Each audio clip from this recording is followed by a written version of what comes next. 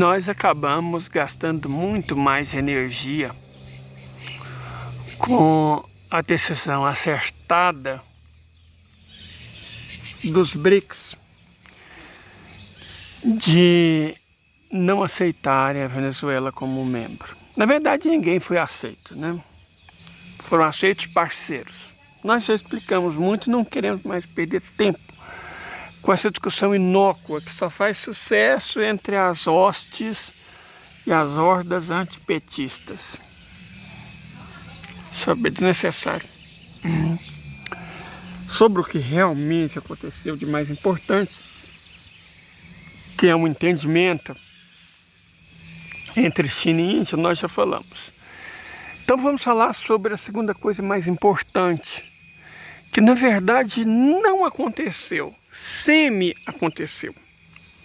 A proposta da Rússia para criar um sistema de pagamentos alternativo ao SWIFT. Nós temos várias camadas semióticas aqui. Primeiro, porque não houve de fato a criação de um sistema de pagamentos. Não ainda. Não só os BRICS criaram um sistema de pagamento alternativos aos BRICS. Não criaram. Estão criando caminhos. Quer dizer que as discussões avançaram, porque o Putin não iria falar sem que houvesse avanço. Ele não é bobo. Ele é formado em direito internacional.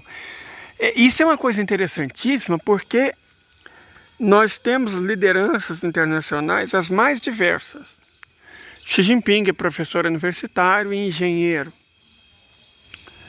Por exemplo, Macron é banqueiro. Lula é sindicalista. Biden é lobista. Então, nós temos várias profissões exercidas por figuras que exercem poder executivo antes deles se tornarem executivos, né? Líderes do executivo, líderes de suas nações.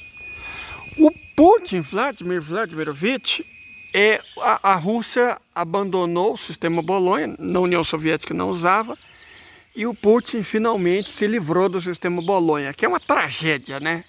Uma máquina de produzir burrice e estupidez. Legitimar a antígese com diploma. Então a Rússia, graças a Vladimir, voltou aos tempos, não igual era o sistema soviético, mas abandonou o sistema Bolonha. Então na Rússia, formar é uma coisa, exercer profissão é outra. Você se forma, 4 anos normalmente, para você exercer profissão você tem que fazer uma especialização, que é o que vai ser a sua profissão de fato. Putin, como estudou na época da União Soviética, é formado em Direito, mas a especialização é Direito Internacional. Certo? É uma espécie de relações internacionais com muito mais proficiência e conhecimento de causa. Então, nós temos um fato interessantíssimo, que Vladimir é o único líder desse planeta preparado para lidar de fato, e eu estou falando não só preparação, né, intelectual, tal, mas uma preparação técnica para exercer a diplomacia. Ninguém entende mais de diplomacia entre todos os líderes executivos do mundo hoje do que Vladimir Vladimirovich. Ainda que a melhor diplomacia, eu reitero, seja indiana, o que mais conhece o métier de todos os líderes internacionais é o Vladimir Vladimirovich. Então, quando ele anunciou, temos uma proposta para um sistema de pagamentos alternativo, quer dizer que, mais do que uma proposta, ele já tem algo encaminhado, ele já tem algo que andou bastante nesse sentido. O que é interessante e importante. Nós já havíamos dito antes da reunião que a desdolarização não é um ato, é um processo. E esse ato, portanto, não aconteceria. E o processo não se encerraria em Kazan. Era ilusão achar isso. que o mundo sairia de Kazan com a nova moeda internacional. Sabe? Não iria acontecer, não vai acontecer. Falamos também em vários vídeos nossos que a questão não era o dólar. Inclusive fizemos a analogia várias vezes de que o dólar era como uma bala, só era perigosa em movimento. Então, muito mais importante do que uma moeda que substitua o dólar como reserva de valor é um sistema que prescinda do dólar como meio de pagamento. E foi exatamente isso que o Vladimir Vladimirovich assinalou e anunciou. Um sistema de pagamento alternativo que prescinda do dólar. É isso que realmente importa. Substituir ou pelo menos criar um rival forte e à altura do sistema SWIFT. O sistema SWIFT é controlado pela Banca Internacional e é uma máquina de espionagem. Não só uma máquina de espionagem, é uma máquina de guerra. Os Estados Unidos, à medida que vem enfraquecendo o seu poder militar, isso vem acontecendo de maneira acelerada nos últimos anos, à medida que vem perdendo poder militar, ele vem recorrendo cada vez mais ao dólar e principalmente ao SWIFT, às sanções como armas de guerra. Então é imperativo se livrar disso. É imperativo. O sistema SWIFT é controlado pela Banca Internacional e é uma forma extraordinariamente calhorda e canalha de conseguir uma taxa de senhoriagem sobre todas as relações mercantis comerciais que acontecem internacionais, né, no mundo. 2, saber quem compra o quê, de quem, por quanto. E o mais importante do ponto de vista dos Estados Unidos, controlar quem pode e não pode usar a máquina. Excluído do sistema SWIFT, mais do que impedido de usar o dólar, embora também isso, os países ficam na prática impedidos de realizar transações comerciais internacionais.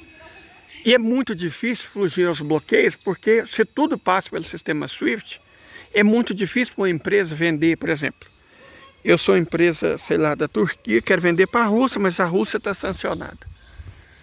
E aí eu invento uma estratégia lá e vendo para a Rússia do mesmo jeito. Não tem jeito, porque como a NSA tem acesso a todos os dados do sistema SWIFT, ela sabe que alguém burlou o sistema.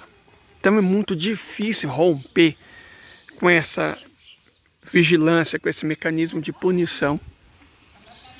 Porque é para isso que o sistema SWIFT serve. Ele serve ao império, ele serve à Banca Internacional, ele serve aos interesses dos Estados Unidos, ele serve cada vez mais como arma.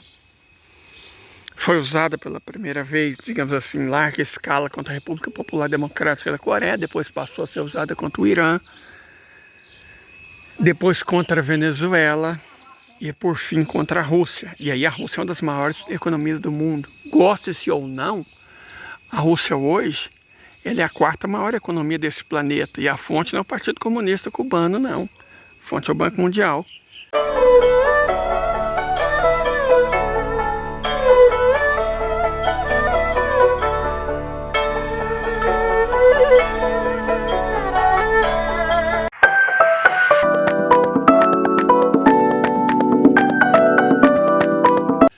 Ela é a 4ª maior economia desse planeta. Então não tem país que esteja protegido das garras dos Estados Unidos e de seus parceiros banqueiros. É muito importante entender 2 coisas. A primeira é que esse lindo bangalô faz parte do pousado São Bartolomeu. Você pode se hospedar nele. Magnífico. A segunda é que, e mais importante aqui, né, do ponto de vista da nossa discussão, é que a estratégia de sancionar foi a primeira e a mais insistentemente usada pelos Estados Unidos para derrotar a Rússia na questão da Ucrânia. E graças às ações brilhantes de Sergei Glaziev e Elvira Nabiullina, os americanos fracassaram miseravelmente. Mas fracassaram miseravelmente mesmo. A Rússia, de 6ª maior, passou para a 4ª maior economia do mundo. O Japão caiu de 4º para 5º. e a Alemanha caiu de quinto para sexto. Ou seja, os aliados dos Estados Unidos se lascaram e perderam enormemente, e a Rússia cresceu como nunca antes. Mas o que a Rússia fez, outros países não podem fazer facilmente, porque a Rússia tem uma base tecnológica, industrial, produtiva, institucional, porque você tem mecanismo de controle na Rússia que outros países não têm. Na Rússia, um traidor pode ir para Londres tocar o terror na economia russa e tomar um chá que, sei lá, está contaminado com polônio e morrer. Sabe, um traidor, um miserável, um banqueiro, pode estar conspirando contra a Rússia hoje e cair da sacada num hotel em Bangladesh amanhã. Então a Rússia tem tem mecanismos de controle. Outros países não. A Rússia tem indústrias, tem tecnologias avançadíssimas, outros países não. O que a Rússia fez, só a Rússia pode fazer. Em menor escala o Irã, mas o Irã tá nessa desde 1979. Faz 45 anos que o Irã está lutando contra as sanções do Ocidente. Então você ganha expertise, ganha experiência, ganha meios, ganha força. Não dá para simplesmente... Aí eu vejo as pessoas, e são pessoas boas, são pessoas inteligentes, são pessoas honestas, inclusive intelectualmente. Falar, Brasil, Venezuela, não sei o quê. Como se o Brasil pudesse enfrentar a OTAN, pudesse enfrentar os Estados Unidos a hora que ele quisesse. Como se a extrema-direita, na forma do Congresso, na forma dos militares, na forma do empresariado, na forma do Ministério Público, na forma do Judiciário, não controlasse de fato esse país. As pessoas enlouqueceram ou simplesmente nunca leram Lenin na vida. Sobre análise de conjuntura, que às vezes é necessário 2 passos para trás para dar um passo para frente.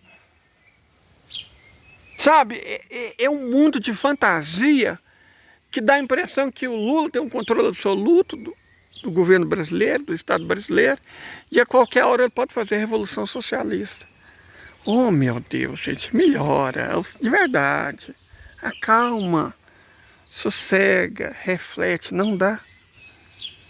A Rússia fez, o Irã está fazendo, a China, a Coreia do Norte, mas eles podem. Nossa tecnologia é de quê? Diz para mim. Nossas tecnologias de ponta são quais? Quais setores industriais nós somos independentes? Eu não vou... Se vocês pesquisarem, vocês vão ficar mais deprimidos do que eu. Então nem tentem. Ou tentem, né? Ser teimoso é um direito. Nós não temos condição, gente. Sabe, objetividade, materialidade não rola para nós. Para a maior parte dos países não rola. A Rússia está fazendo um bem enorme para a humanidade para desarmar a mais importante ferramenta de guerra, arma de guerra dos Estados Unidos, que é o sistema SWIFT. Eu mesmo era muito inocente, puro e besta, lá atrás.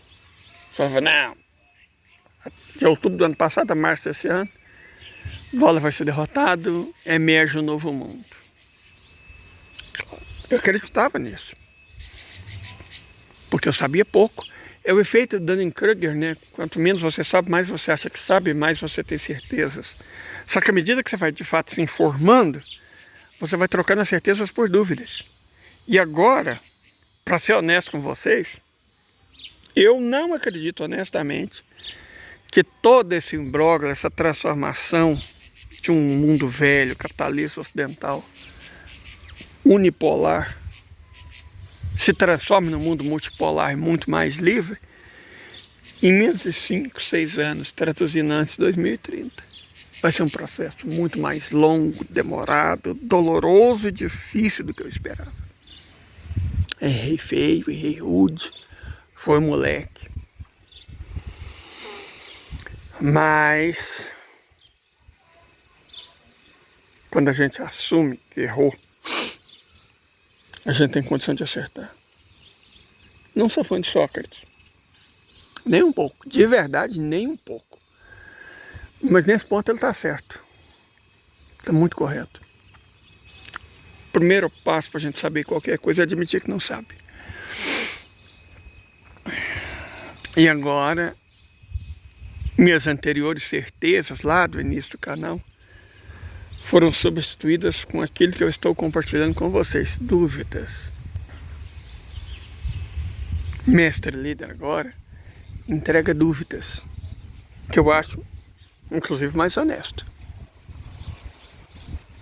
E é bonito, tá, que eu tô aqui, mostrar a linda paisagem da Pousada São Bartolomeu e comentar que aquele quiosque vai ser substituído por uma coisinha bem mais chique, elegante. Aqui tem essas mesas, tem outros bangalôs e edifícios lá atrás. Essas construções, as mais antigas, são de 1800 e Guaraná de rolha, né? Mas elas sofreram alguma modificação. Mas enfim, nós não estamos falando da linda e maravilhosa Pousada São Bartolomeu, que é o melhor lugar para você ficar no maravilhoso, encantador distrito de São Bartolomeu, município de Ouro Preto. Lugar incrível pela história, pela culinária, capital dos doces, e desde os tempos do imperador. E pela geografia, né? Altas cachoeiras, Mata Atlântica, caminhada. Gente, se você gosta de sofrer num jipe, porque eu acho que o jipeiro gosta de sofrer, né? Vamos ser honestos aqui. Eu acho eles incríveis. Jipeira, motoqueiro, esse povo que faz trilha, eu acho eles incríveis, porque o que ciclista, né? O que está atrás é de sofrimento e dor. Eu acho que é assim que ele se diverte. Se eu tivesse saúde e dinheiro, eu também faria isso. Nossa, rindo. Então, o lugar aqui, a principal atração turística desse lugar, além da natureza desse aqui específico, é a paz. Então, lugar para você ter paz, pertinho de Belo Horizonte. Não está tão longe assim do Rio, não. Nem de São Paulo. Vale a pena, eu viria. Enfim, voltando ao nosso assunto. A Rússia deu um passo enorme. Mas foi um passo. O destino está a uns 5 ou 6 anos de nós. Até o mundo chegar na paz desse lugar, eu acho que a gente vai ter que esperar 2030. É sobre isso, gente. É sobre isso. Espero que vocês fiquem bem. Aproveitem o fim de semana. Se divirtam, né? Curta, compartilhe, comente. Eu não mordo não, muita gente me critica. É justo, eu erro aí, né? Estamos aqui. Fui.